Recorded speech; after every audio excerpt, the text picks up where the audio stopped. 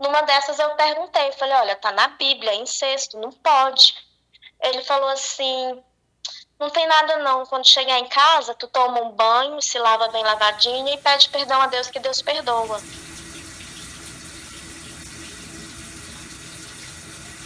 E eu falei pra ela, falei, vó, como que a senhora soube? Porque eu vi. Rufus, as pessoas que eu mais confiava na vida. Tesouro, imagina que o seu irmão mais velho, aquele que tem que te proteger na teoria, um dia decide que você não é mais a irmã dele. Você é a mulher dele. E você não sabe direito o que fazer e um dia você decide contar para os seus pais o que é que está acontecendo. E aí sabe o que os seus pais fazem?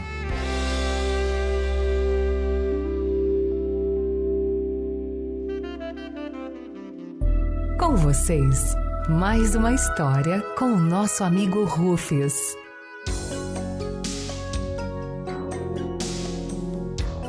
Olá, tesouros! Chegando para mais uma história. Eu espero que você esteja muito bem, que você esteja aí bem confortável, porque hoje a história é longa, daquelas que todo mundo pede para fazer serviço doméstico. Rufus faz uma história longa, porque eu preciso faxinar minha casa inteira. Eu preciso faxinar meu banheiro. Eu, por exemplo, eu sou devagar fazendo faxina. O banheiro é o que eu mais demoro, porque eu sou daquelas pessoas, tesouro, que quando eu limpo o banheiro, eu gosto que o banheiro fique com aquele cheiro de desmaio. Sabe quando você mistura água sanitária com vários cheirinhos assim? Eu uso muito, não tô fazendo propaganda não. Vou falar porque eu gosto muito. Um troço chamado Koala. Nossa senhora, vocês já usaram? Gente, eu meto coala no banheiro inteiro. E depois que eu finalizo a faxina, eu passo coala, um paninho molhado assim, com um pouquinho de água e muito coala, que ele já é concentrado. Então imagina, eu passo na privada, passo no box, passo na pia do banheiro. Então o banheiro é o que eu mais demoro para limpar. Devo demorar, meu banheiro é pequeno, eu devo demorar, sei lá, 1 hora limpando o banheiro. Mas também ele fica uma semana exalando coala. E no final o que eu faço também? Eu abro na cestinha de lixo, você pega um papel higiênico, joga coala nesse papel higiênico dobrado e coloca lá no fundo. Toda vez que você abrir a cestinha, mesmo que você tenha jogado papel com merda lá dentro, o cheiro do desinfetante vai subir e o da merda vai abafar. Conselho de dono de casa pra vocês. Nem sei porque eu tô falando isso, né? Ah, porque a história é longa. Eu gosto de falar, gente. Se me deixar, eu vou falar muito. Outra coisa que eu queria falar sobre a história. A nossa história de hoje é sensível. Você com certeza já viu do que se trata o tema. A nossa amiga Letícia, ela vai contar um segredo para todos nós, vai abrir o coração. Sei que muitas pessoas vão pensar nas próprias histórias, porque, infelizmente, muitos de nós passamos coisas desagradáveis nas mãos de parentes e às vezes agora adultos a gente tem que conviver com esses parentes ou tem que ver esses parentes sendo vistos, né, como boas pessoas, amados na sociedade, sendo que quando a gente olha para eles, a gente sabe perfeitamente do que eles são capazes de fazer. Se você já passou por isso, por favor, me conta aqui embaixo, porque eu gostaria de saber. A nossa amiga Letícia vai abrir o coração e é uma oportunidade para todos nós abrirmos os nossos corações também, tá? Se você tiver algum truque de limpeza, pode me dar também, principalmente limpeza de banheiro, que eu sou aficionado com cheiro de banheiro. Pode deixar aqui nos comentários qual é o seu truquezinho de limpeza. Ok, tesouros? Hoje eu escolhi o meu salto de gala, porque quando uma pessoa vai me contar uma coisa tão íntima, me compartilhar um segredo que ela nunca contou pra ninguém ou contou pra poucas pessoas, eu me sinto na obrigação de vestir meu traje de gala, que é o meu belíssimo salto de Swarovski. Swarovski, da 25. Letícia, quantos anos você tem, gata? 35. 35, você é o quê? Eu sou um bebê. É um bebê, é um bebezinho. Letícia, vamos mandar um beijinho para uma amiga nossa, ó. O nosso beijo de hoje, tesouros, vai para Adelma. Ela é de Recife E ela pediu também para mandar um beijo pro Arthur, que é filho dela, tem 9 anos, e os dois juntos, a Adelma, a mamãe, e o Arthur, de 9 anos, escutam juntos as histórias daqui. Vamos dar beijinho para eles, Ai, que Letícia? legal. Beijo, Adelma. Beijo, Arthur. Beijo pra vocês, meus queridos. Muito obrigado pelo carinho. Tesouros, quem quiser que eu mande beijo, comenta aqui embaixo o seu nome e a sua cidade, que na próxima história, com certeza, eu vou mandar um beijinho pra você. Se eu ainda não mandei, insiste. Manda de novo o seu nome e a sua cidade. Põe seu signo também, que aí eu vou falar. Um beijo pra Virginiana, pra Aquariana, pra Pisciana. Põe seu signo aqui embaixo, que eu quero saber. O seu qual é, Letícia? Câncer. Canceriana, chorona, Isso. Demais. comilona. Nossa. Horrores. Ai, que delícia. Adoro. Amo comer. Amo comer. Letícia, explica para as pessoas como você fez para mandar a história aqui para mim, para participar do canal, para quem quiser participar também saber como fazer. Por favor. Aí eu comecei tudo errado. Não siga meu exemplo, não. Eu mandei no Instagram, só que eu esqueci a parte do que só pode mandar uma mensagem, né? E mandei duas. Aí o Instagram não entrega. Eu falei, vou tentar de novo. Apaguei tudo. Mandei mensagem. Aí, não satisfeito com a mensagem, fui lá nos stories e mandei mensagem de novo. Exatamente, tesouros. É isso que a Letícia explicou. Lá no Instagram, você não pode mandar várias mensagens que ele não permite. Você tem que mandar uma com toda a mensagem junto. Por exemplo, você mandar assim, Rufus, bom dia. E aí dá enter, pronto, ele já não deixa mandar outra. E foi exatamente o que a Letícia fez. Mas ela foi esperta, porque o que ela fez? Ela foi lá no meu store, respondeu o store, aí sim com a história dela, e foi aí que eu li. Então, se você quiser mandar uma história pra mim, manda um resuminho dela lá no meu Instagram, @RufisJúnior. Rufis, eu quero te contar da vez que eu tá. Se você não me falar bom dia, boa tarde, eu não vou te achar grossa, gata. Eu sei que é o Instagram que não permite que a gente fale muito.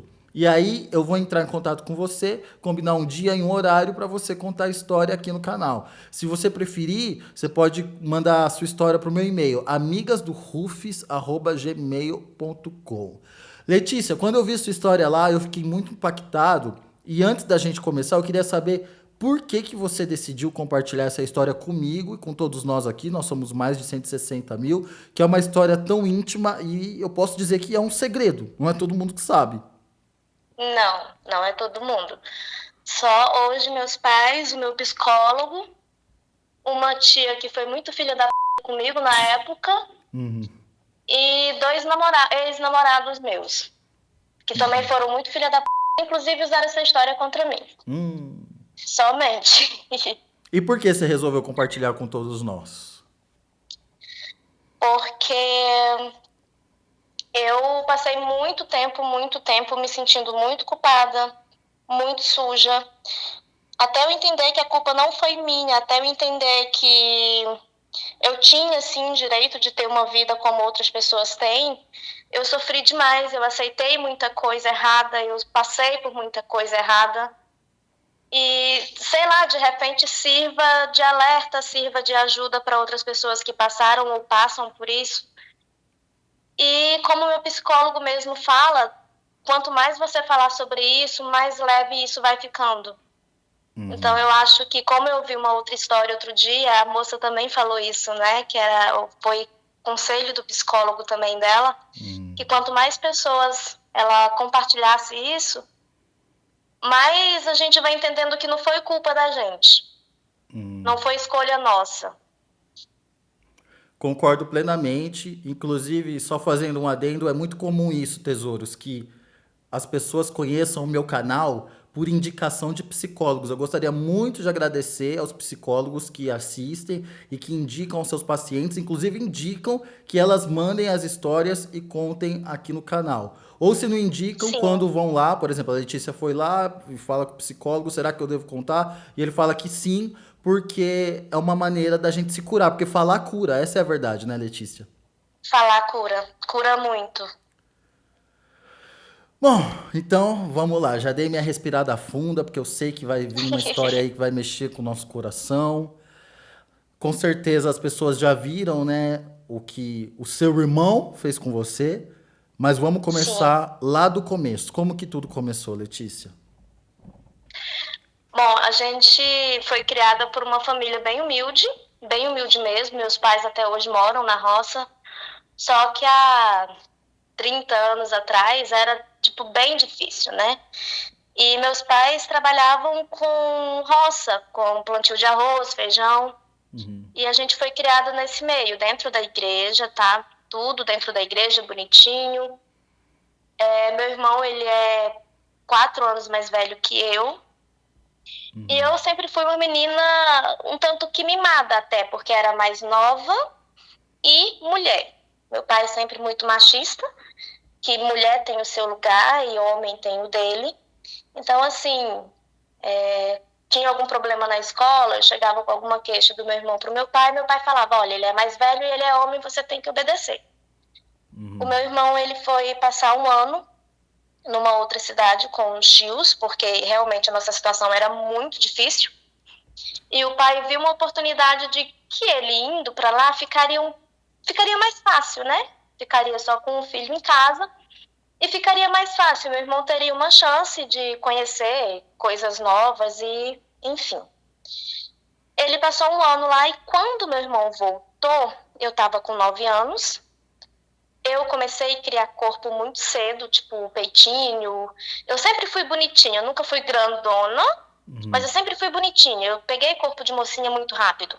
uhum, E eu não sei o que aconteceu com meu irmão lá em São Paulo, porque até então a gente era carne e unha, ele era o meu protetor, ele era, assim, era Deus no céu, meu pai e meu irmão na terra. uhum, Tipo, tudo que acontecia, eu procurava proteção e auxílio nele.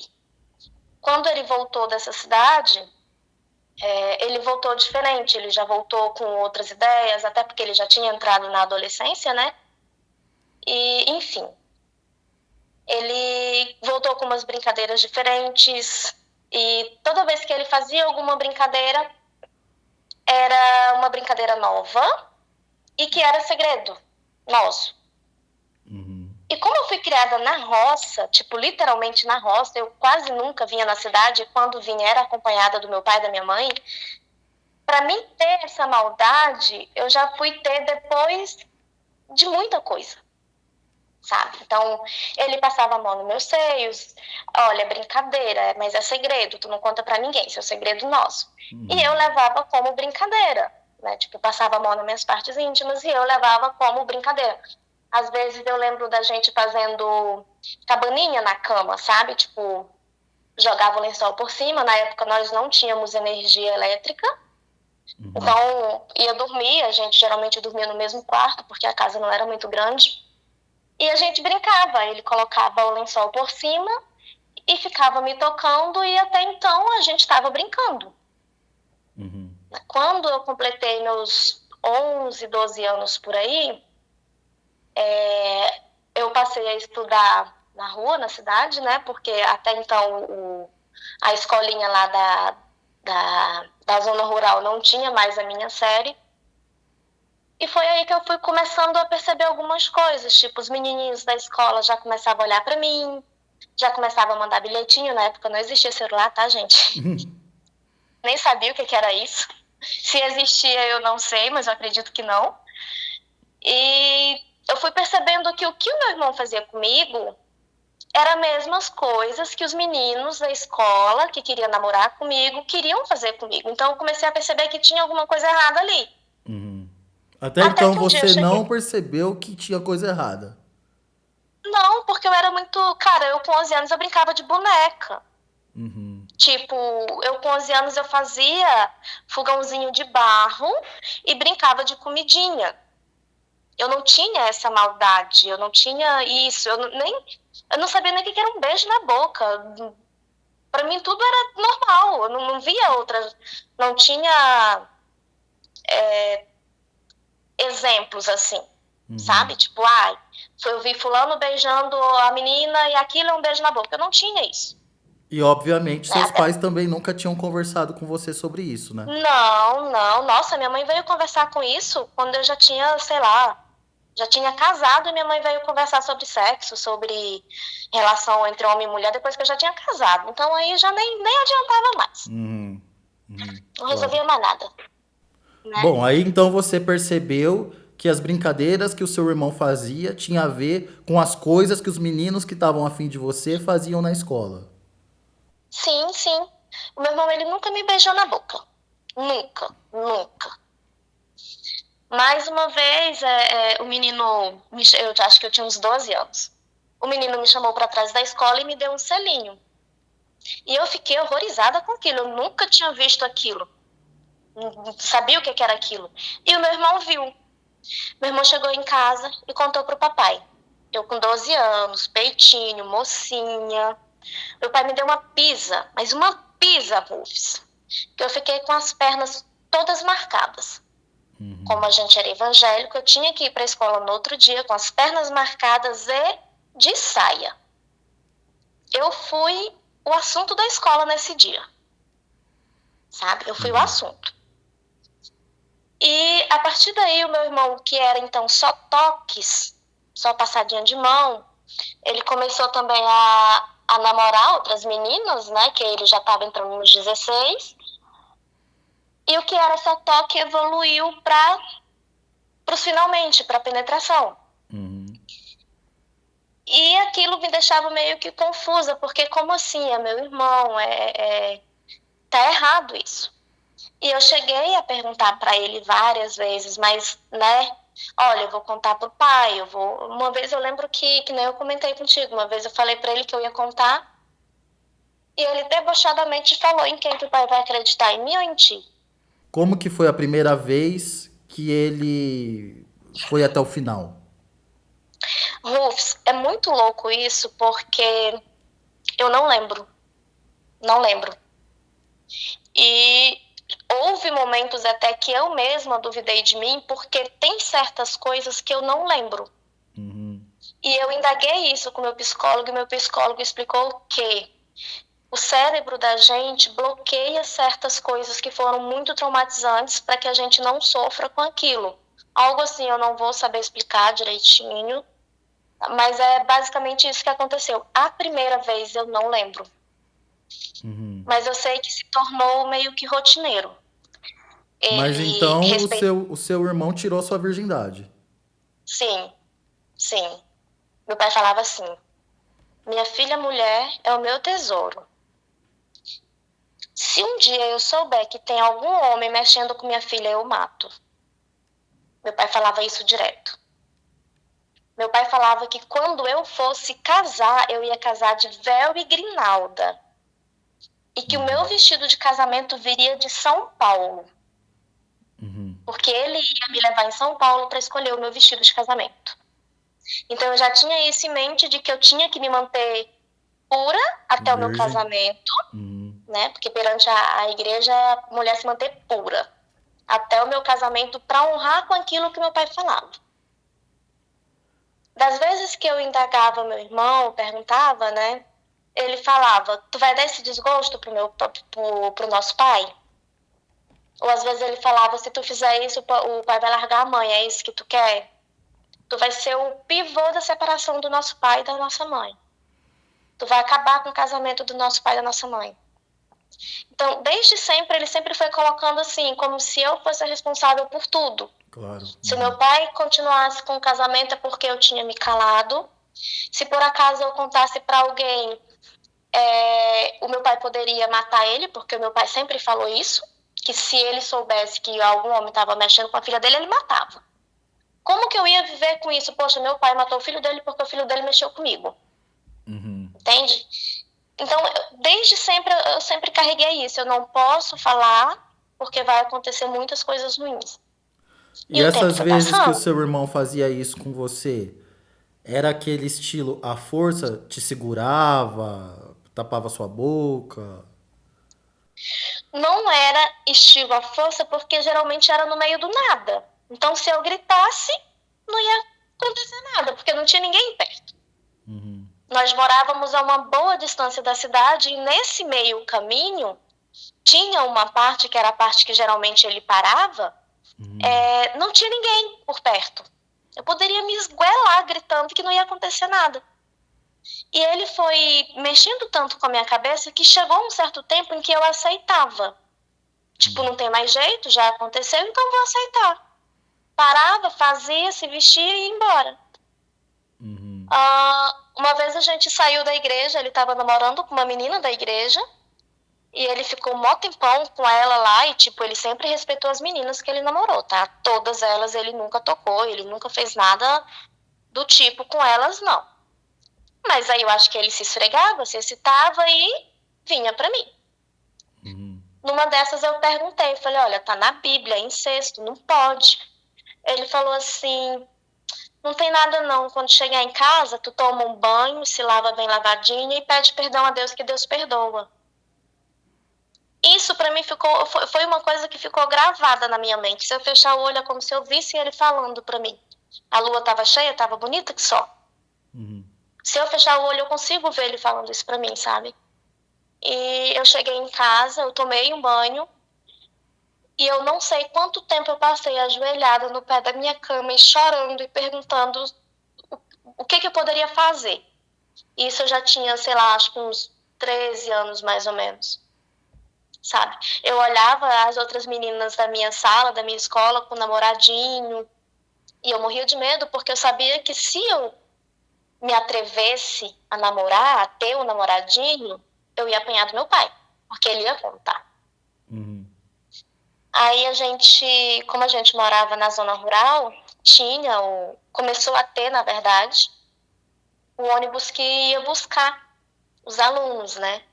E a gente começou a ir nesse ônibus. Foi onde ele conheceu a esposa dele, que hoje é esposa.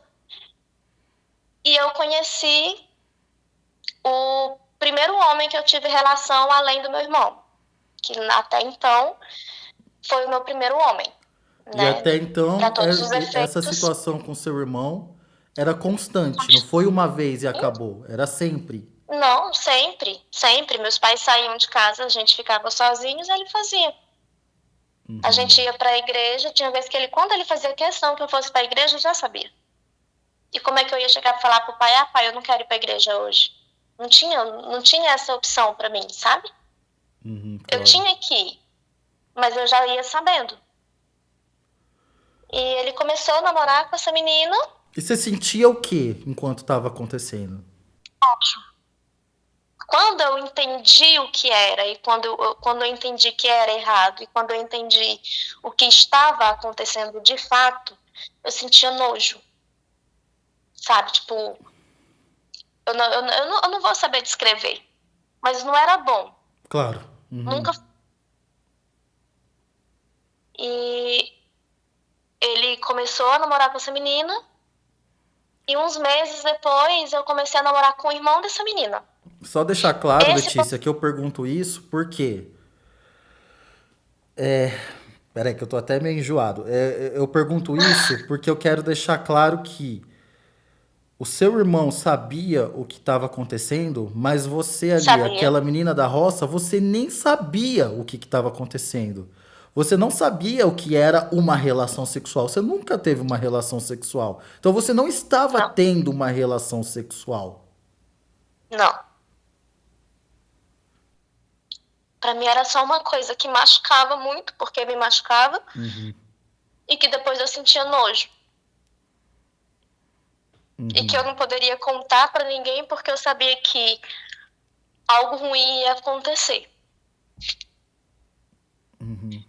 E esse meu namoradinho fez tudo certo, Rufus. Tudo certo. Pediu a minha mão pro meu pai deu consentimento pra namorar.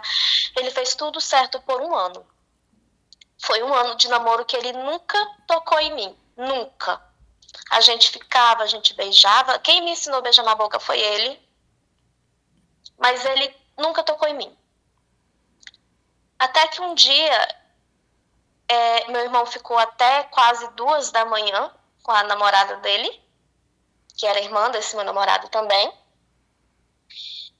E ele veio e a gente parou numa certa altura do caminho e ele fez o que queria.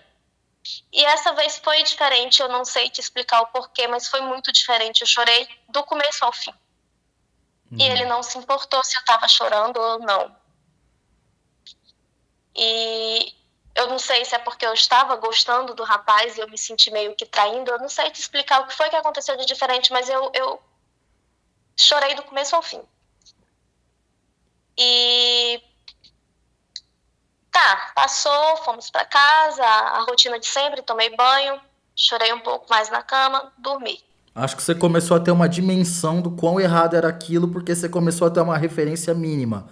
Mesmo que você não tivesse feito coisas com o rapaz, você já começou a ter uma referência do que de fato você estava fazendo Sim. ali com o seu irmão. Houve na época ainda havia aqueles comícios de shows, Sei, sabe? claro. Tipo, Joelma e Banda, Banda Magníficos. Ai, amo. E na minha cidade estava em tempo político, né? E tinha um show comício. E eu pedi muito pro meu pai para mim ir. E o meu namorado também pediu pro meu pai para permitir que eu fosse com ele. E o meu pai confiava nele porque ele fez tudo certinho. Ele foi lá, ele pediu e meu pai me deu a permissão para ir com ele. Só que a gente não foi pro show comício. Eu não sei, acho que isso foi uma semana depois, se eu não me engano. E quem partiu para cima do meu namorado fui eu. A gente tinha uma casinha lá na cidadezinha, onde a gente tomava banho e tal, se arrumava para poder continuar, né? Ou ir para a escola, ou enfim.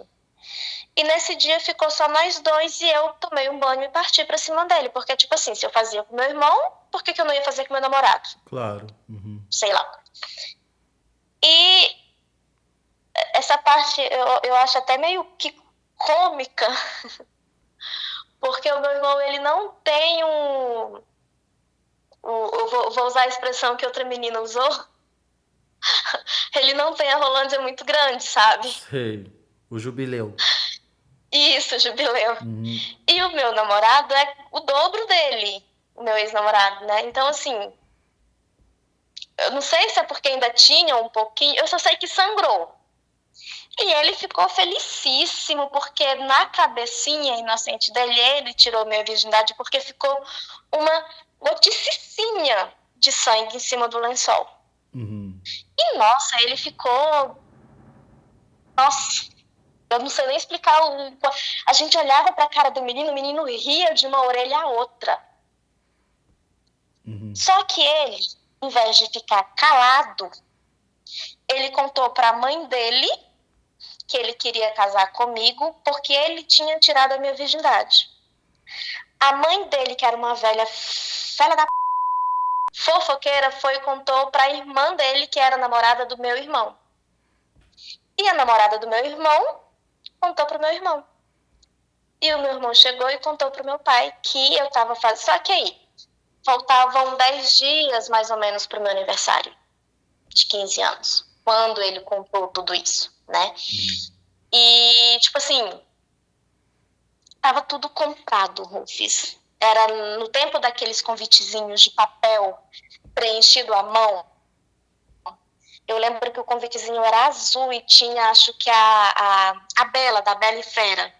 Uhum. Que eu era apaixonada por essa história.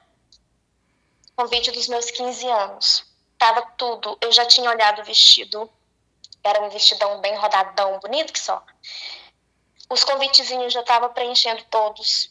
O meu pai só falava dessa festa, que era a festa de debutante da filha dele. Faltando 10 dias, meu irmão vai e solta essa bomba no meu pai, que eu tava fazendo ele de besta, gastando dinheiro comigo, enquanto eu tava dando pro meu namorado. Com essas palavras, tá? Uhum. Aí tô eu sentada lá na área de casa. Nesse tempo a gente já tinha melhorado um pouquinho mais de vida. O pai já tinha conseguido construir uma casa mais confortável pra gente. Meu pai chegou e só desceu o tapão. Assim, do lado esquerdo. E eu caí no chão, tipo... Eu levantei meio zonza e sem entender o que estava acontecendo. E o meu pai me xingando de rapariga, dizendo que eu não ia mais fazer ele de besta, que ele não estava lá para sustentar vagabunda, Assim, eu nunca tinha visto meu pai falar tanto palavrão na minha vida. E tudo direcionado a mim. E ele falou, e eu sem saber, eu ainda não tinha, assim, entendido o que tinha acontecido. Aí ele foi e falou que o meu irmão já tinha me contado, o meu irmão já tinha contado tudo pra ele, que isso, aquilo, outro, e que agora eu tinha que escolher entre casar, porque ele não ia ficar com uma filha que já era rapariga, né, já não era mais virgem dentro de casa, ou eu ia pro internato. O internato, pra mim, que eu via nas novelas das 6 da Globo, nesse tempo a gente já tinha energia elétrica, a gente tinha uma televisãozinha de 14 polegadas, daquelas de tubo. E era uma coisa horrível, tipo, era o tempo que os coronel colocavam as filhas lá no internato e esquecia que elas existiam, sabe? Uhum. E eu morria de medo de internar. Eu morria de medo. Então eu pensei, poxa, eu tô namorando. A gente já tem relação, a gente já tá ficando junto. O menino gosta de mim, eu gosto do menino, eu vou casar. Assim eu me livro do meu irmão, meu pai tem uma filha casada, e a vida segue, tá tudo resolvido, acabou por aqui, vai dar certo. Casei. Então, Juntei. quando ele te deu a surra, você realmente achava que tinha errado em ter relação com seu namorado? Sim, total. Uhum. Total. Foi um Você erro não chegou e falou pra imperdoável. ele que o seu irmão fazia a mesma coisa com você antes? Não, eu não tive nem chance, Rufus. Não tive nem chance. E na hora que eu abri a boca, o pai mandava eu calar a boca. Uhum. E eu já tinha pegado uma bolacha na cara, tu acha que eu ia arriscar outra? E seu irmão Meu viu a pai... cena de você apanhando? Não, meu irmão tava sentado lá na sala e, tipo, inerte, não tá acontecendo nada. Concordando com o papai em tudo. Entendeu? Porque eu acho que, de alguma forma, eu acho que ele pensava que eu era propriedade dele. Lógico. Uhum. Porque ele não aceitava que ninguém se aproximasse de mim. Ninguém podia se aproximar de mim. Então eu era uma propriedade de uso exclusivo dele. Né? E desde o início desse namoro, ele sempre falou pro papai que ele não era a favor desse namoro, porque eu era muito nova para namorar, que o papai ia se arrepender de ter deixado. Ele sempre foi contra, ele nunca aceitou nada. Uhum. Enfim, eu disse pro papai que eu ia casar, já que essas eram as minhas escolhas, eu ia casar. O papai falou, pois bem, o dinheiro da tua festa de 15 anos, eu vou pegar, vou fazer um barraco de tauba bem ali do lado de casa e tu vai morar com esse peão aí dentro. E assim foi feito. Meu pai fez literalmente um barraco de tauba para mim, do lado da casa dele, acho que uns 50, 100 metros da casa dele, com um piso de chão, comprou uma cama, um fogão e uma cômoda. Era tudo que eu tinha dentro da minha casa. E fui morar com esse cara lá. Só que eu pensei assim, que eu casada, né, o meu irmão, ele ia viver a vida dele e pronto. Logo depois disso, meu irmão casou com a minha cunhada, só que a minha cunhada virgem, ele não conseguiu de primeira tirar e tipo assim, foram umas 2 semanas assim que ele continuou vindo até a minha casa pra fazer. Uhum. Só que eu já estava na minha casa e eu disse que não. Eu lembro que uma vez ele olhou pra minha cara e falou assim, eu quero ver até quando tu vai ficar aí. Eu não sei se ele quis falar até quando eu ia ficar casada ou até quando eu ia me recusar a deixar fazer o que ele fazia comigo. Eu não entendi muito bem, eu sei que ele falou isso. Que ele ia ver até quando eu ia ficar ali. E nisso o tempo foi passando, eu passei 1 ano e 5 meses casada com esse rapaz. A nossa vida era um inferno, porque ele era muito mamãezado, assim, tipo, a mamãe dele mandava ele comer terra, ele comia. Uhum. Eu não tô dizendo que a pessoa tem que ser contra a mãe, só que eu acho que a partir do momento que a pessoa se casa, a pessoa precisa ter uma uma postura, sabe? Meu pai não se metia na minha vida, até porque meu pai estava magoadíssimo comigo, mas a mãe dele também não devia. Até quando eu comprava uma calcinha, ela sabia. E vinha perguntar, por que vocês estão gastando dinheiro com besteira? Porra, eu tinha comprado uma calcinha pra mim e ela se metia. E isso foi ficando muito complicado na nossa vida. Gostava muito dele, mas foi acabando, sabe? Até Até que porque, um dia pelo ele que eu chegou pra mim e entendi, falou assim, você casou pra sair de casa, né? sim, casei pra sair de casa, Com 15 anos. com 15 anos, faltando 10 dias pra 15 anos. E essas relações que você tinha já com seu marido, você sentia algum prazer? Rufus, como é que eu posso explicar isso? Não é que eu não sentia prazer com ele ou com qualquer outra pessoa, mas eu tinha pra mim que sexo era algo que eu tinha que fazer pra, como é que eu posso falar? Satisfazer a outra parte, não a minha. Entende? Tipo, a hora que ele quisesse eu estava disponível, porque eu tinha na minha cabeça que era obrigação minha transar com ele, posto que ele era meu marido, ele era homem e eu mulher. E como começou lá do meu irmão, era essa a minha obrigação. Parece que a minha única obrigação era satisfazer a outra pessoa. Então, assim, o meu prazer era... Eu não vou dizer que nulo, mas não... Nesse momento, então, eu posso dizer que você não sentia prazer. Você se via assim como, não sei se a palavra Obrigada. é um objeto, mas assim, alguém que tem que dar prazer pro outro. Sim. Que sexo não é isso. Você não conhecia o que era o Era sexo. tipo tia como mulher, cuidar de casa, lavar roupa e dar prazer. E pra esse marido, você contou o que tinha acontecido com teu irmão? Não. Eu só falei pra ele que eu não queria meu irmão na minha casa. Eu acho que até hoje ele nunca entendeu o porquê. E pronto. Mas eu nunca falei pra ele. E quando a gente fez 1 ano, mais ou menos, de casar, de juntos, né? Porque nem idade pra casar eu não tinha. E o papai jamais teria dado a permissão pra me casar da forma que foi o casamento, né? Então, não, a gente se juntou. Como minha avó falava, a gente juntou os panos de bunda. Nisso a gente teve uma discussão horrível. No meio da discussão eu falei assim pra ele, eu falei, olha, vai chegar um momento, não foi exatamente essas palavras, porque já tem muito tempo, eu não vou lembrar, mas foi algo assim, vai chegar um momento que você vai ter que me priorizar a vida que tu escolheu ter comigo. E deixar a tua mãe de lado. Eu sei que eu falei isso, e deixar a tua mãe de lado. Quando eu fechei a boca, eu só recebi o tapa na minha cara. Ele me deu uma bolacha, mas uma bolacha que eu rodei. E no dia que meu pai me bateu no rosto, eu jurei pra mim que eu nunca mais na minha vida deixaria homem nenhum triscar em mim daquela forma. Eu lembro que eu calei a minha boca, não falei mais nada.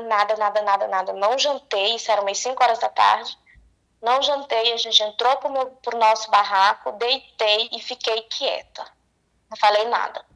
Ele foi lá pro rumo dos amigos dele, conversou, e como se nada tivesse acontecido. Voltou, comeu, deitou, dormiu.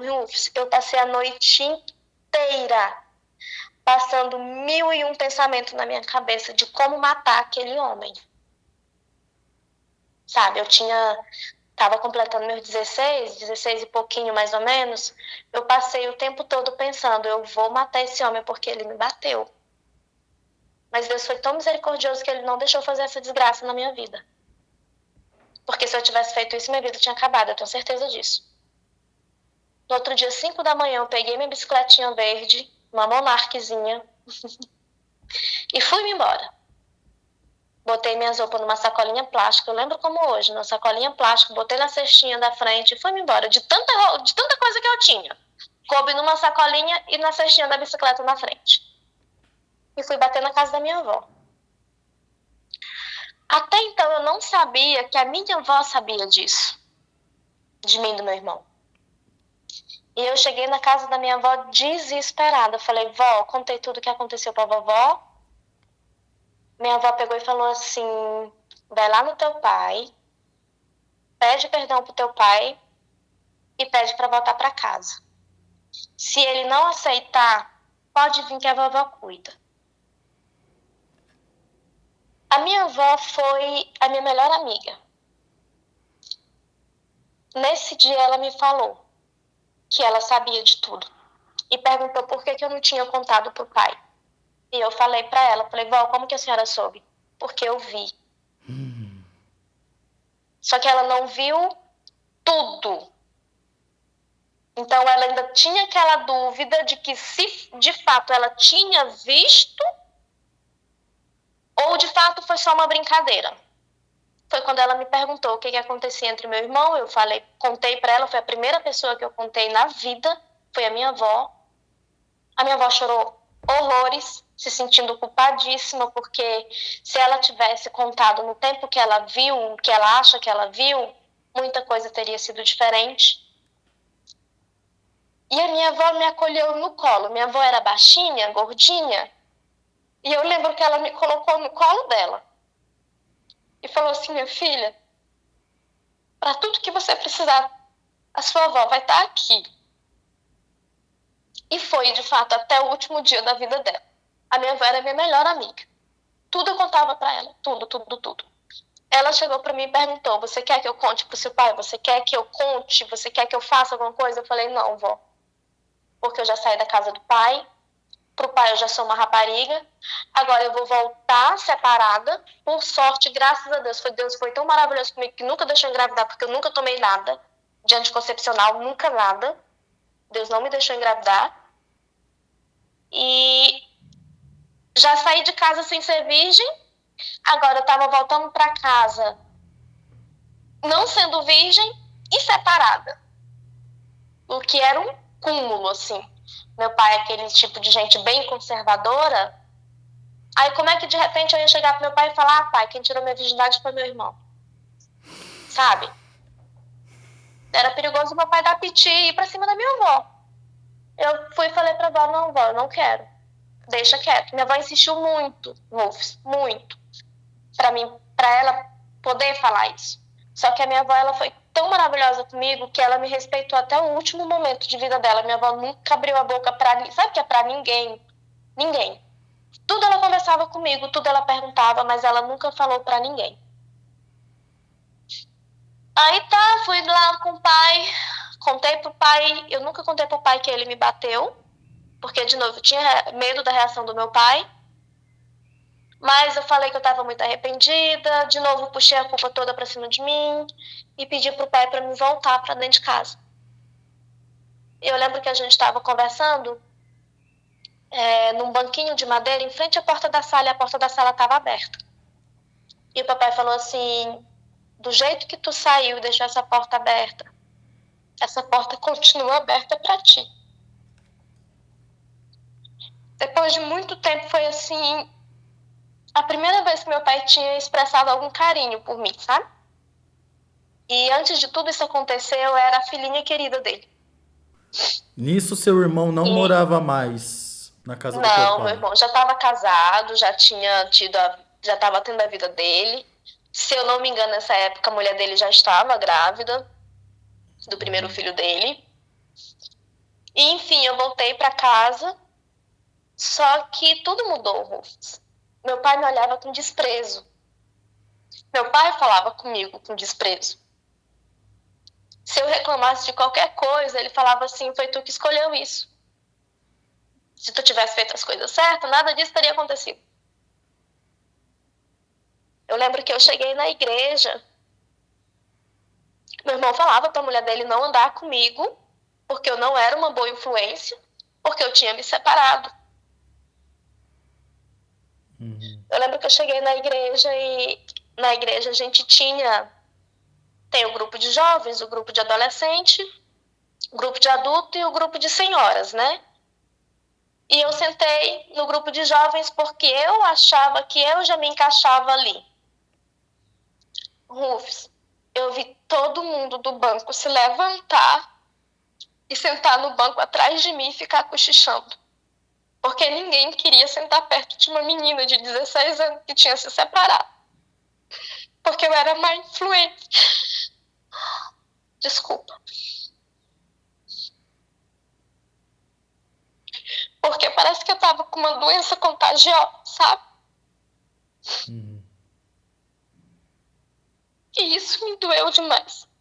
Depois desse dia eu não tive mais coragem de ir pra igreja. E a minha relação com meus pais em casa se tornou insustentável. O meu irmão olhava com nojo pra mim. Ele que fez toda a desgraça na minha vida, ele olhava com nojo pra mim. Até que eu decidi, falei, não, eu não vou conseguir ficar aqui. Eu não tenho uma tia que mora em uma outra cidade. E por coincidência ou coisa do destino, eu não sei, o esposo dela estava passando uns dias lá em casa, foi passar uns dias lá em casa. E eu fui e perguntei para ele se eu não poderia ir com ele, para passar um tempo longe de tudo aquilo lá, né? E ele tá. Fui, falei com o pai que eu ia, eu não pedi, eu só cheguei pro pai e falei, pai, eu vou embora. O pai só olhou e falou assim, tu já é dono da tua vida, tu faz o que tu quiser. Eu tinha 16 anos, eu não sabia de porra nenhuma da vida. As pessoas que eu mais confiava na vida me jogaram, sabe? Me jogaram pro mundo sem saber de nada. E eu fui. Na casa dessa minha tia eu cozinhava, eu lavava, eu limpava a casa, eu era uma empregada. Eu não tinha dinheiro para me comprar um sorvete, porque tudo eu tinha que pedir. Tudo eu tinha... Para me comprar o meu absorvente, eu tinha que pedir. Eu conheci lá nessa cidade, eu voltei a frequentar a igreja, porque ninguém me conhecia, né? Ninguém sabia de nada a meu respeito. E conheci um rapaz maravilhoso, muito bonito, muito educado, muito carinhoso. Ele me deu um carinho que eu nunca tinha recebido na vida. A gente namorou 1 ano e 7 meses. E a minha tia falava que ele não merecia uma mulher como eu, que tinha saído da casa dos pais, que não era mais virgem, só que ela não sabia o que tinha acontecido. Aí eu, na minha inocência, eu pensei assim, tipo, poxa, ela é professora, ela trabalha com crianças, então, em vez dela ficar me julgando, eu vou sentar com ela e vou contar tudo o que aconteceu para ela.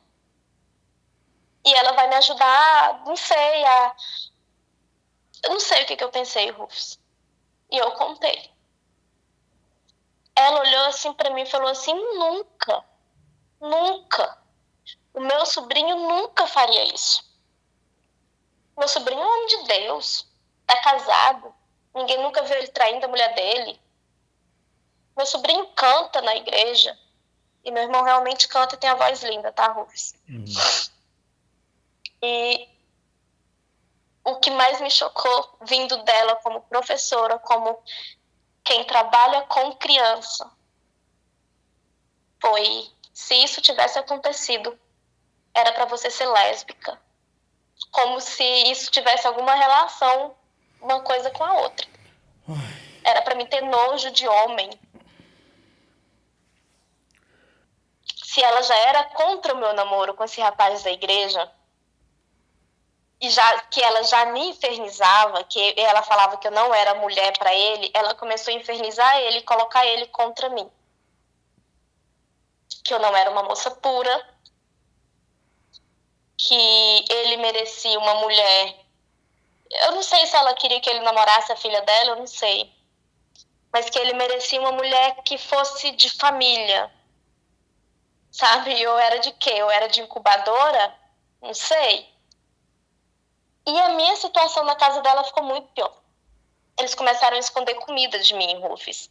Aí fui decidir que eu ia sair. Eu estava estudando à noite, porque eu tinha que estudar à noite, porque durante o dia eu tinha que trabalhar, né? Eu tinha que ser empregada da casa. E lá na escola eu conversei com alguns colegas meus e falei, olha, gente, eu quero trabalhar. Se alguém souber de uma casa que esteja precisando aí de uma empregada, qualquer coisa, eu faço qualquer coisa, eu quero trabalhar. E eu consegui, através de uma colega de sala minha, um emprego de doméstica mesmo. Não que isso seja vergonha, pelo contrário, me ajudou demais. Na casa de uma senhorinha maravilhosa. A senhorinha e o senhorzinho. Só os dois. Os filhos já casaram, já tinham casado, moravam em outra cidade. E ficou só eles dois na casa. E essa senhorinha, Rufus, ela nunca soube de nada que aconteceu na minha vida, porque eu nunca contei, mas ela teve um carinho. O carinho que eu esperava na minha tia, o acolhimento que eu esperava na casa da minha tia, que era meu sangue, eu encontrei nessa senhorinha que eu nem conhecia. Tinha dia que eu chegava lá com o olho roxo, assim, de tanto sono que eu passava, chega escuro, assim, abaixo do olho, sabe? Aí ela falava, não, minha filha, deixa isso aí, depois tu faz, deita ali, descansa. Era uma senhora, nossa, um amor. E todo dia, sabe aquelas bolachinhas Salt? Clube Social? Ela me dava todo dia quando eu saía, porque ela sabia que eu chegava em casa, eu morava, era um pouquinho longe da casa da minha tia para casa dela, eu tinha que pegar a condução. Às vezes eu chegava tarde, porque o ônibus demorava, era só o tempo de tomar banho e correr para a escola. Aí ela me dava um pacotinho de Salt e um copinho de iogurte. Muitas das vezes era a minha janta. Nesses dias que eu chegava corrida, eu colocava na geladeira para me comer quando eu chegasse da escola. E numa dessas vezes que eu coloquei na geladeira, eu cheguei e não tinham mais. Eles comeram. Aí eu comecei a xingar todo mundo, comecei a gritar e falei que ia embora. Aí a tia olhou assim para mim.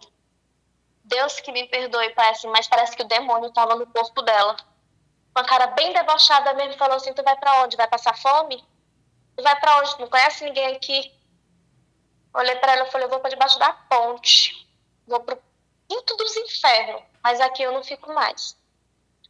No outro dia eu cheguei com a senhorinha e falei, olha, eu preciso sair de lá, porque tá acontecendo isso, isso e isso, mas eu não tenho dinheiro pra alugar nada pra mim. Aí ela falou assim, minha filha, procura um kitnetzinho e aluga que eu te dou dinheiro. E assim eu fiz. Procurei, eu lembro que meu primeiro kitnet era um quarto. Eu pagava R$250. Um quarto só. O banheiro era do lado de fora, que era tipo uma vilazinha, e era banheiro comunitário. Todo mundo usava. Era um quarto. Eu peguei minha bolsinha e só falei, tô indo embora. E fui embora. No começo de 2008, meu pai foi lá na cidade ver como é que tava, visitar. Nesse meio tempo, o abençoado do meu irmão também foi para lá, para morar perto da minha tia, já na várzea. Né? Ele não ficou na cidade, ele ficou na várzea. E o meu pai foi e fez um giro, me visitou e foi para casa do meu irmão, né? Tá bom. Nisso, a minha tia correu e me ligou e pediu desculpa, fez assim uma encenação linda, sabe? E porque o papai vinha e ia ser muito decepcionante para o meu pai chegar e ver que eu não estava lá com eles e tal. E a abestada voltou. Na primeira noite que meu pai chegou na casa da minha tia, a minha tia falou assim, eu nunca tinha posto uma gota de álcool na minha boca, Rufus. Eu já estava morando já fora da casa dos meus pais há um bom tempo, já estava morando sozinha já há alguns meses, mas nunca tinha ido a uma festa, nunca tinha posto uma gota de álcool na minha boca. E quando meu pai chegou, a tia falou assim, eu nem sei como é que ela tá na escola, porque essa menina agora só vive de festa em festa. Rufus, eu nem sabia o que era festa. Sabe, eu nunca tinha ido numa festa. O meu pai ficou tão chateado comigo, brigou tanto comigo, e falou assim, é a minha maior decepção. A filha que eu tanto amei é a minha maior decepção. Aquilo pra mim parece que meu pai tinha me dado outro tapa na cara, sabe? Porque eu acho que ainda doeu mais do que o tapa na cara que ele me deu. Porque eu tava tentando fazer as coisas certas. E eu confesso que daí por diante eu soltei as rédeas. Eu comecei a andar em festa, comecei a beber cerveja e terminei com meu namoro com um rapaz lá da igreja. Porque ele começou a cobrar certas coisas, tipo, começou a perguntar o porquê que a minha tia falava aquelas coisas de mim. Eu não queria contar para ele o que tinha acontecido aqui. Sabe, eu tinha vergonha de contar para ele que meu irmão tirou minha virgindade, eu tinha vergonha de contar para ele que eu já tinha sido casada, eu tinha vergonha de tudo. Tipo, meu pai foi no começo de 2008, fez essa visita, falou um monte de barbaridade, foi para casa do meu irmão, e da casa do meu irmão ele voltou para casa. Ele já não passou de volta comigo. No final de 2008 ele retornou, porque meu irmão tinha que fazer umas cercas, algumas coisas. Meu pai sempre ajudou meu irmão a fazer casa, a fazer cerca, a comprar gado, sempre. E eu me virando. E quando ele voltou em 2008, eu estava trabalhando com o pessoal, eu era assistente de, sabe aqueles, eu não sei se ainda tem, mas passava aquele pessoal na escola fazendo fotos temáticas de coelhinho, de exército, e eu consegui esse trabalho porque a senhorinha adoeceu e foi embora. Eu trabalhei com ela há muito tempo. E quando ela adoeceu e foi embora, eu fiquei desempregada e conheci esse pessoal na igreja, inclusive. E comecei a trabalhar com eles. Lá nessa casa eu tinha o meu quartinho, aí tinha um quarto separado da casa deles, eu montei minhas coisinhas ali, minha cama, meu guarda-roupa, essas coisinhas que eu comprei sozinha. Era nas Casas Bahias, inclusive fiz o meu primeiro crediário. E, tipo assim, eu pensei, eu tô num trabalho bom, com pessoas boas. E a minha mãe começou a perguntar o porquê que eu tinha me revoltado. E começou a fazer umas perguntas, então eu me senti segura que era o momento de contar. E eu falei pra mãe, olha mãe, tem uma coisa que eu preciso contar pra senhora e pro pai. Tá bom. Quando o pai chegou lá, o rapaz que eu trabalhava com ele me deu o dia de folga para passar o dia com meu pai e com minha mãe. E eu lembro que eu estava com a minha cabeça deitada no colo da minha mãe e meus pés no colo do pai. E a gente conversando, e eu contei pro pai, olha pai, o meu irmão, ele fez isso, ele fazia assim, ele fez assado. A minha mãe começou a chorar, chorou muito. Eu lembro que minha mãe falou assim,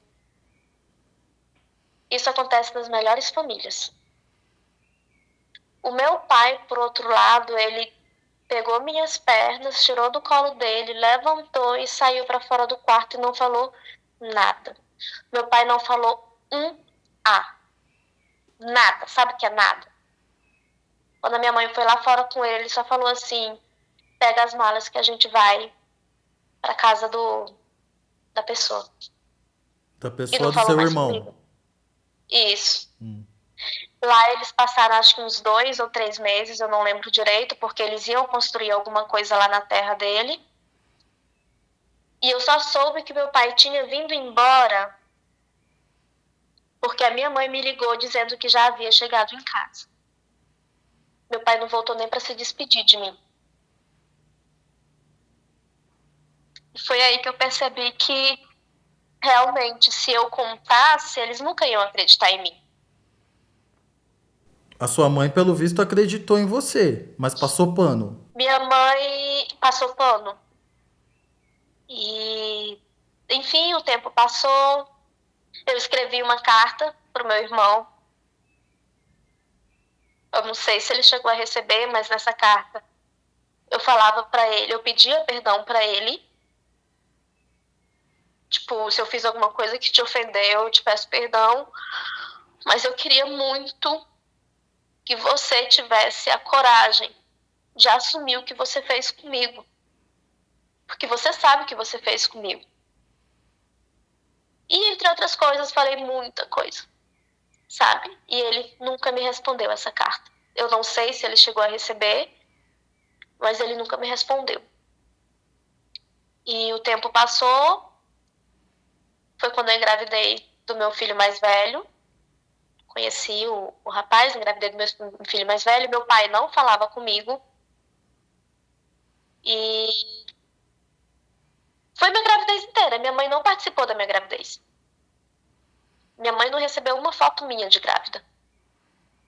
Minha mãe mandou dinheiro para mim, escondida do pai, no dia que eu fui ter o meu filho. Que ela falou para mim que no dia que eu fosse pro hospital para ter, era para ligar para ela e falar. E ela deu um jeito e mandou um dinheiro para mim, que nesse tempo eu já tinha uma conta poupança. E ela mandou um dinheiro para mim, acho que foi R$ 100 na época, não lembro. Mas foi o dinheiro que eu paguei o táxi e fui pro hospital ter o neném. Meu filho nasceu, voltei para casa. Meu pai teve que retornar à cidade para de novo visitar o meu irmão e fazer alguma coisa na terra dele. E como ele chegou muito tarde e tinha que pegar barco para chegar até a terra do meu irmão, não tinha mais barco, meu pai teve que pousar em casa. Então ele foi obrigado a passar uma noite comigo lá em casa. Isso você E morava sozinha? isso eu morava com o pai do meu filho. Com o pai do Eu seu já tinha o filho meu e a bebê. criança, tá? Sim, Aham. sim. E meu pai teve que passar uma noite comigo lá em casa. O meu pai, ele se apaixonou pelo meu filho. Ele se apaixonou pelo meu filho. Eu lembro que meu filho era ruinzinho para dormir. Os primeiros meses do meu filho foi horrível para mim. E era, acho que umas 3 horas da manhã eu tava dando mamar e o papai acordou. E meu filho já tinha, acho que uns 10 meses, por aí, 9, 10 meses.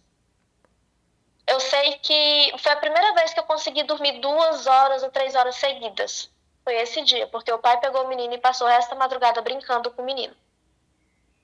Tirou um monte de foto, era no tempo daquela maquininha ainda.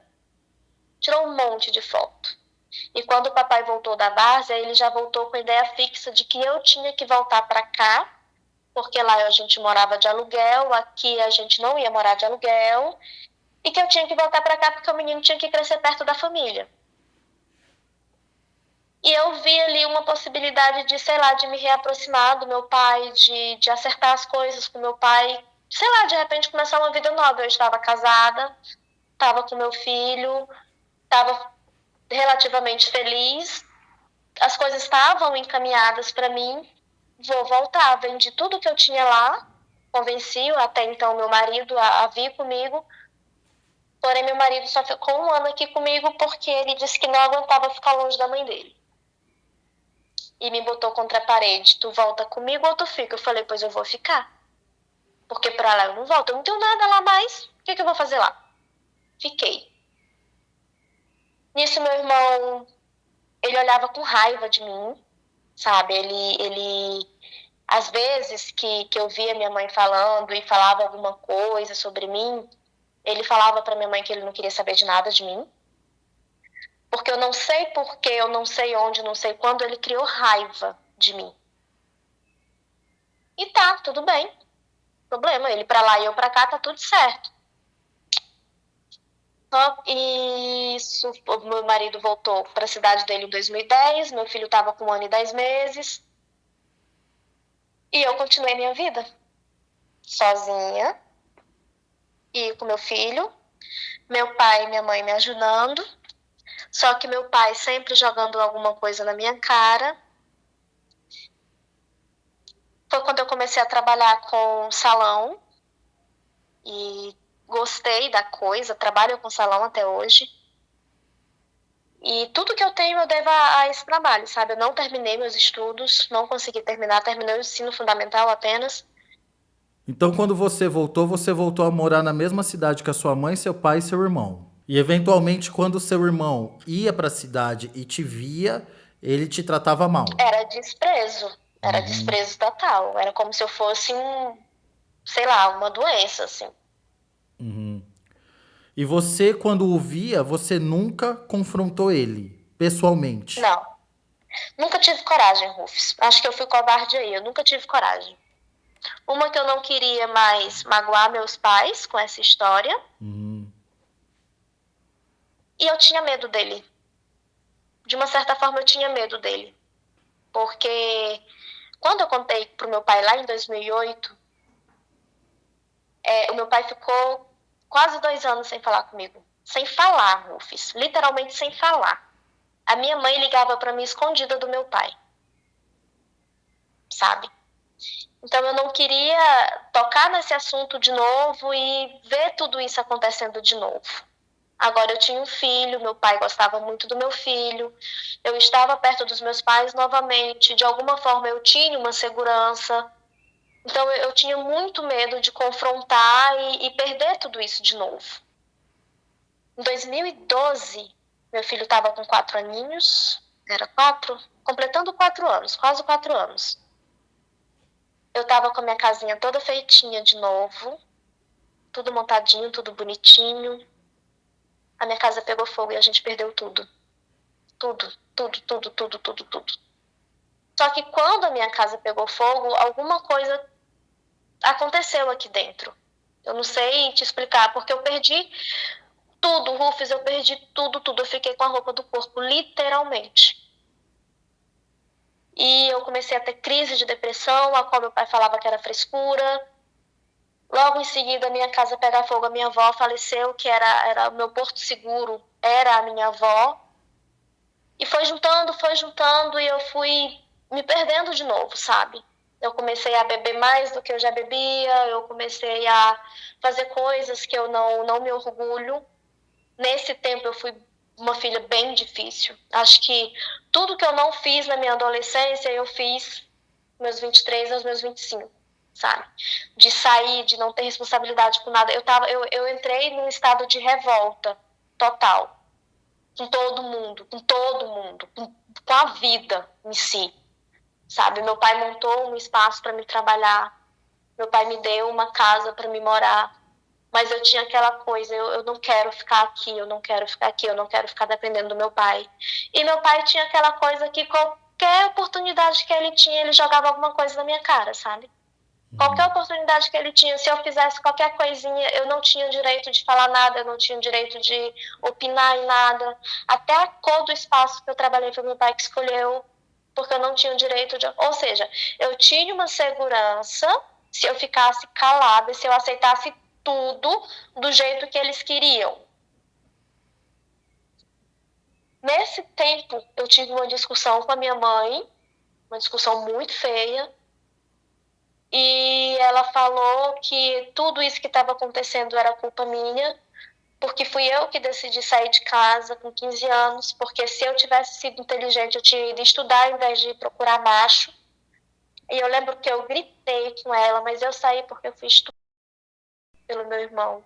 Eu fui abusada por quase 5 anos pelo meu irmão. A senhora não vê isso? Eu lembro que eu gritei isso para ela. E minha mãe respondeu assim: se isso aconteceu de verdade, foi porque você deixou. Porque você é mulher, é você que tinha que fechar as pernas.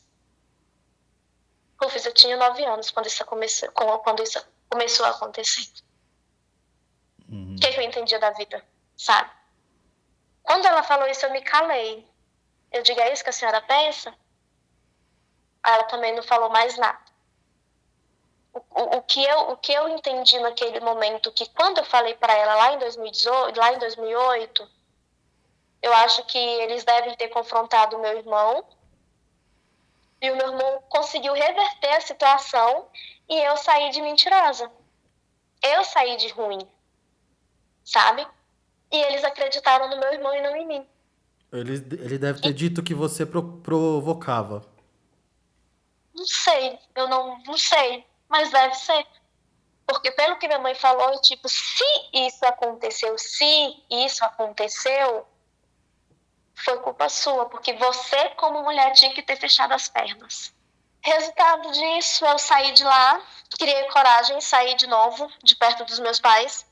Tem uma pessoa próxima a mim que uma vez ela me falou assim: Letícia, se uma pessoa te machuca, se uma pessoa te adoece, seja quem for, sai de perto.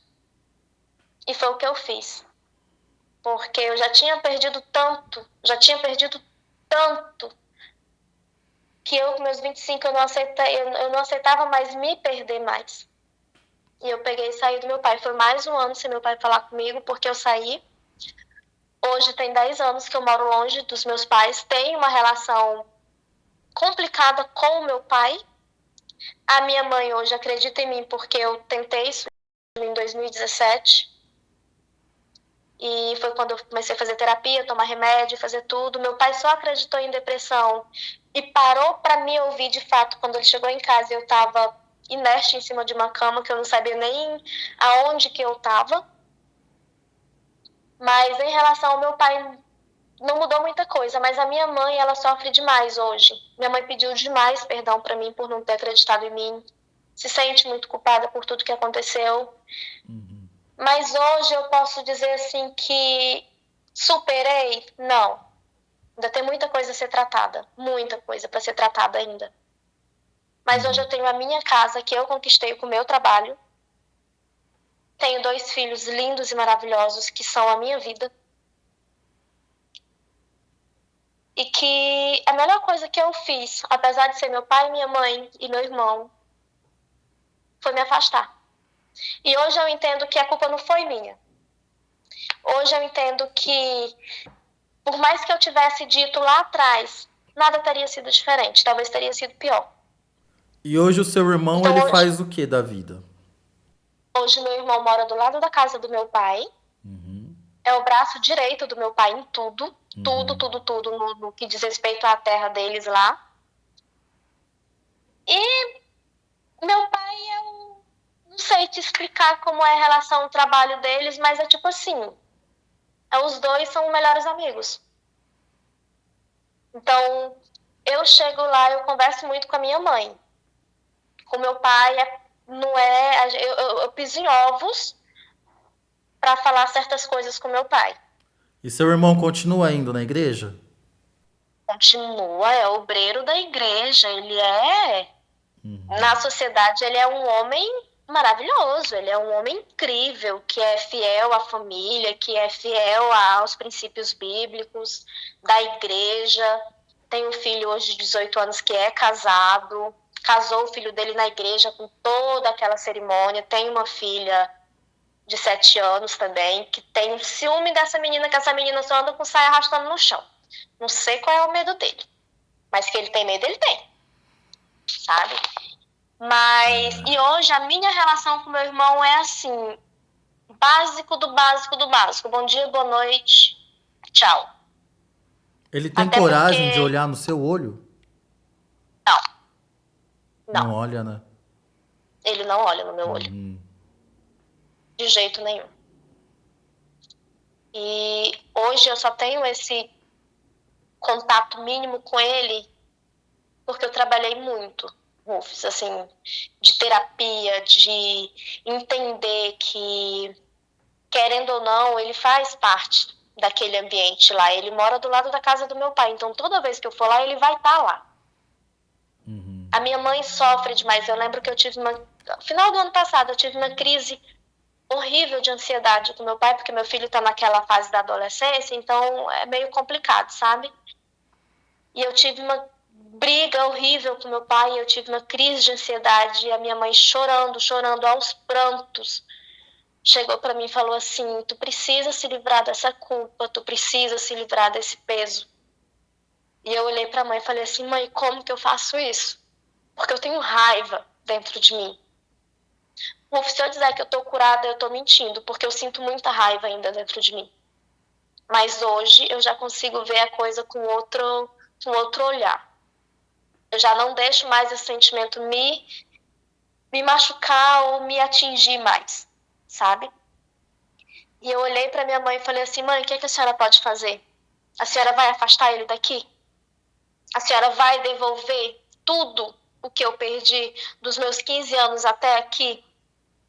A senhora vai devolver o amor que era para me ter por mim? A senhora não vai mudar nada. A única coisa que a senhora vai fazer é se machucar, porque querendo ou não, ele é filho da senhora. E nada na minha vida vai mudar, porque o estrago já foi feito. Hoje eu durmo à base de remédio. Eu preciso tomar remédio controlado todos os dias. Então, por mais que a senhora tome hoje partido, não vai mudar nada. Então, o que eu posso fazer hoje é só me tratar. E é o que eu estou fazendo ainda. Eu comecei a fazer terapia em 2017. Hoje ainda faço terapia. Muitas coisas já foram resolvidas dentro de mim. Já consegui me libertar de muitas coisas. Hoje eu já consigo ter relação e ter prazer, sentir prazer, porque hoje eu observo o meu prazer. Hoje Você eu procuro o conseguiu ter meu relação prazer. sexual de fato, relação mesmo, assim, sentir prazer. Com Sim, quantos anos? se eu tiver com 29, 29. com 29, Então, com 29 você teve orgasmo. 29 anos. Foi a primeira vez que você Que teve eu orgasmo. foi. Você não sabia o que Primeira era vez. sentir prazer até então, apesar de já ter vida sexual. Não, pra mim o prazer era ele ir lá e jogar pra fora e pronto. Então Pra você mim o não prazer era sabia. esse. É, você não sabia. Tipo, me tocar, conhecer o meu corpo. Eu não sabia isso. Nossa, eu tinha vergonha de fazer isso. E o que você Porque, sentiu quando você sentiu esse orgasmo? Rufus, é até ridículo. Sou uma mulher de 29 anos, hoje com 35, falar isso, mas assim, eu perguntei pra pessoa o que era. E a pessoa riu, porque ele achou que eu tava brincando. Porque eu senti o meu corpo inteiro tremer. Eu senti uma sensação que eu nunca tinha sentido, sabe? Parece que meu corpo ia explodir. E eu, meu Deus, o que é isso? Eu nunca tinha sentido tanta lubrificação, se é que tu me entende, Claro, sim, você sabe? tava úmida. Nunca tinha acontecido isso. Nunca, nunca, nunca na minha vida. E eu gostei Claro, disso. claro. A primeira vez na minha vida, alguém se preocupou em me dar prazer antes de sentir, sabe? E quando isso aconteceu, a pessoa olhou pra mim e riu, e eu perguntei o que foi isso. E a pessoa olhou assim, tu tá falando sério? Eu falei, sério, eu não sei o que foi que aconteceu. Ele falou assim, cara, tu tem um filho, tu tem 29 anos, é sério? E eu fiquei com vergonha, disse que eu fiquei vermelha na hora, e falei, sério. Ele falou, porra, tu teve um orgasmo. Eu falei, ah, então isso é que é o orgasmo que todo mundo tanto fala. Ele é. Aí tá. Aí eu comecei a pesquisar sobre o orgasmo feminino, sobre como ter prazer, o que é o prazer feminino, como que eu posso ter esse prazer feminino. Hoje eu não preciso de homem, Rufus. Se eu quiser ter Claro. prazer, eu não preciso. Porque hoje eu conheço meu corpo. Uhum. Até os 29 anos eu não conhecia meu corpo, eu não sabia quais eram os meus pontos de prazer. Uhum. Porque pra mim sexo era uma coisa que eu tinha que fazer pra agradar o outro e não a mim. Então E você hoje, se eu quiser conseguiu, fazer, eu faço. Se eu não quiser fazer, eu não faço. você conseguiu ressignificar o sexo na sua vida, então. Sim, sim, sim, sim. Se eu não estiver sentindo prazer, paro e vou embora. Não me submeto mais a isso, de jeito nenhum. Se não for pra mim não sentir prazer, então não vou. É assim que tem que ser. E tô separada há 3 anos e eu não quero saber de relacionamento, porque os que eu tive até aqui foram relacionamento bostas. E eu não quero, por enquanto, eu não estou dizendo que eu vou morrer solteira. Mas até agora eu não quero. Meu menorzinho tem 3 anos. Então, assim, eu quero muito curtir essa fase dele, porque a fase do meu filho mais velho eu não pude. Eu não consegui. Então, eu quero curtir essa fase do meu filho. Eu quero viver o que eu não vivi nos meus 23, 25 anos, eu tô vivendo agora. Sabe, eu tenho a minha casa, eu tenho o meu trabalho, eu tenho 2 filhos lindos, eu tenho uma relação que não é muito boa, mas é uma relação, entre aspas, saudável com meus pais. Meu irmão, se ele estiver bem, ok. Se ele não estiver bem, pra mim não faz a menor diferença. Não me prendo a isso. Não é da minha conta, não é mais problema meu. Se me der bom dia, ok. Se não me der bom dia, tudo bem aí, não tô nem aí, sabe? A minha relação com os meus filhos é totalmente diferente da relação que eu tive com os meus pais. Totalmente. Meu filho tem total liberdade de chegar e conversar sobre quaisquer coisa comigo. Coisa que eu não tinha. Eu cheguei com meu filho, que hoje é adolescente, eu conversei sobre sexo, sobre tudo. Eu cheguei com ele, sentei e conversei. Aquela conversa que era para minha mãe ter tido comigo, eu tive com meu filho. Hoje eu consigo ver que, por mais que ainda tenha feridas abertas, eu venci, sabe? Eu não deixei tudo aquilo que aconteceu comigo definir o que eu sou, o que eu posso ser. Eu não tive culpa de nada, então eu sou melhor do que aquilo. Eu sou melhor do que tudo aquilo que quiseram que eu acreditasse que eu fosse. E eu posso sim ter uma vida melhor e eu posso sim ser feliz, sabe? E foi ouvindo os teus programas, foi ouvindo as histórias que as pessoas contam aí, que eu criei coragem de falar, sabe? Porque eu sei que não é só eu que passa por isso. E assim como eu, as pessoas também sentem nojo de si mesmas, sentem raiva, sentem vergonha. E eu quero falar que a culpa não é sua. Você não pode pagar por uma escolha que outra pessoa fez. Porque ele fez uma escolha. Ele era 4 anos mais velho que eu era uma criança de 9. Ele já estava com seus 13, 14 anos. Ele já entendia de mais coisas que eu, então ele fez uma escolha. E ele sempre fez a escolha de ferrar a minha vida.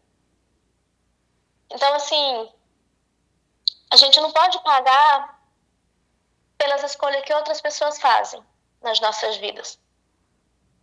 Então, não é vergonha você falar o que está acontecendo, não é vergonha você procurar ajuda, não é vergonha você procurar terapia. A terapia me salvou, a terapia me ajudou demais. Demais, gente, façam terapia. Façam, se vocês puderem fazer terapia, façam. É um santo remédio para as dores mais profundas que a gente tem na alma. E eu ouvi uma moça falando outro dia, Rufus, que você não é terapeuta, mas é terapia. E é a minha terapia diária. Eu acordo, vou fazer minhas coisas e eu coloco lá no... Eu ouço pelo Spotify. E eu coloco lá. Eu já ouvi casos repetidos e eu vou ouvindo. Eu ouço. Todos os dias eu ouço. E você é uma das poucas pessoas que eu ainda não cheguei naquele nível master de ser a melhor pessoa do mundo. Mas você é uma das poucas pessoas que está nas minhas orações. Porque assim como você me ajudou e me ajuda com as histórias que você traz, você também ajuda outras pessoas. E falar isso dessa forma, nos detalhes que eu falei, é como se eu estivesse tirando um boi de cima de mim, sabe? É como se eu estivesse dando assim meu grito de liberdade, porque por mais que a gente fale, tem muita coisa que ainda fica engasgada. E é como se eu estivesse, de fato, dando meu grito de liberdade. É como se eu estivesse olhando para mim e sentindo que, de fato, eu sou melhor do que isso tudo. Que, de alguma forma, Deus tem um propósito para mim, sabe? Porque teve momentos da minha vida que eu acreditei que não tinha propósito nenhum na minha vida. E hoje, conseguindo contar tudo isso, eu vejo que o meu propósito era esse.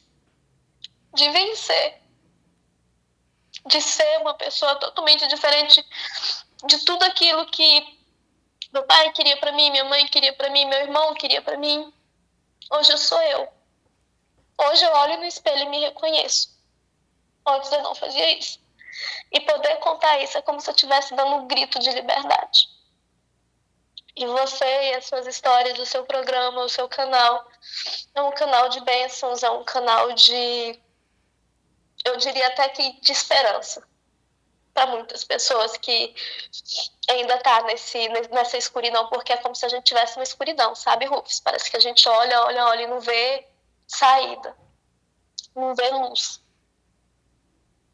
Então, muito, muito, muito obrigada por me ouvir, muito obrigada por me ceder esse espaço. E o meu desejo é que você continue sempre abençoando vidas, dando espaço para as pessoas e sendo canal de cura na vida de muitas pessoas, assim como está sendo na minha. O meu Eu falei que eu desejo, ia gata, chutar. é que você saiba, primeiro de tudo, o que você já sabe, é que você não teve culpa. Repita sempre isso pra você. Você não teve culpa. Sua frase foi muito sábia. Nós não temos culpa das escolhas que as outras pessoas fazem. E foi uma escolha do seu irmão agir desse jeito. Você não teve culpa. Também quero que você saiba que você é muito sábia quando você diz que se as pessoas nos machucam, nós devemos nos afastar dela, sejam elas quem forem. Isso é maturidade.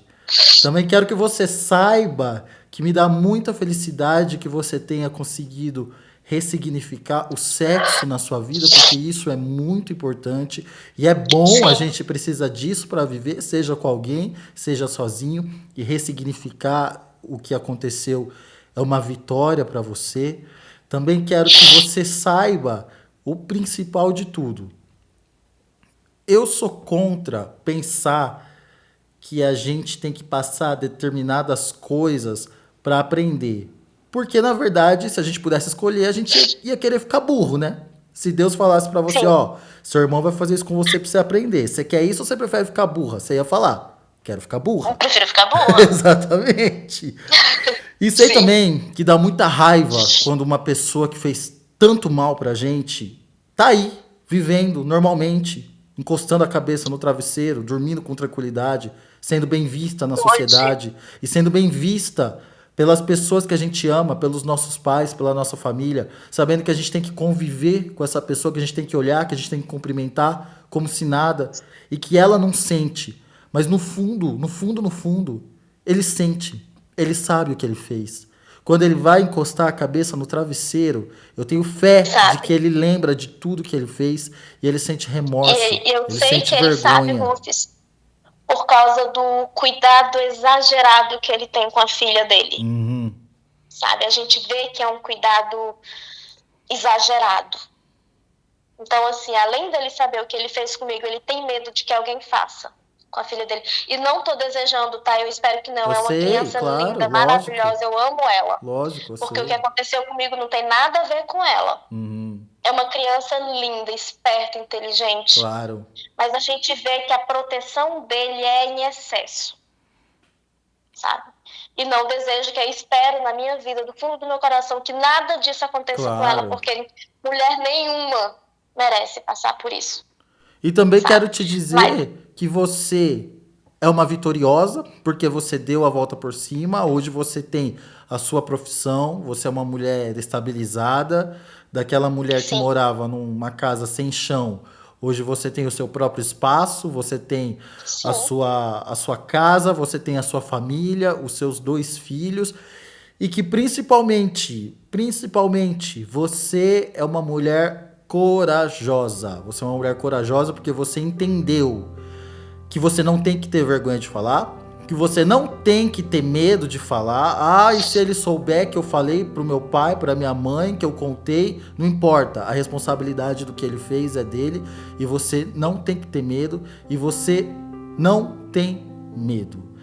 E também não tenham medo. Não tenham medo. Qualquer pessoa que passou por isso, exatamente. não tenha medo. Sempre vai ter alguém que você nem imagina que vai estar pra você, que vai te apoiar e que vai lutar por você até o dia que essa pessoa morrer. Eu sou uma dessas pessoas e pode ter certeza que você vai ter alguém do fundo do teu coração, do teu lado, talvez você nem saiba quem é, que te ama, que te olha, que sabe quem você é, como graças a Deus a nossa amiga Letícia teve a vozinha dela. Ai, nossa, falei demais. Obrigado por compartilhar com todos nós a sua história, Letícia. Eu que agradeço o espaço e desejo tudo de bom e que Deus continue sempre, sempre, sempre iluminando você. Amém. A todos nós. Obrigado de Amém. coração.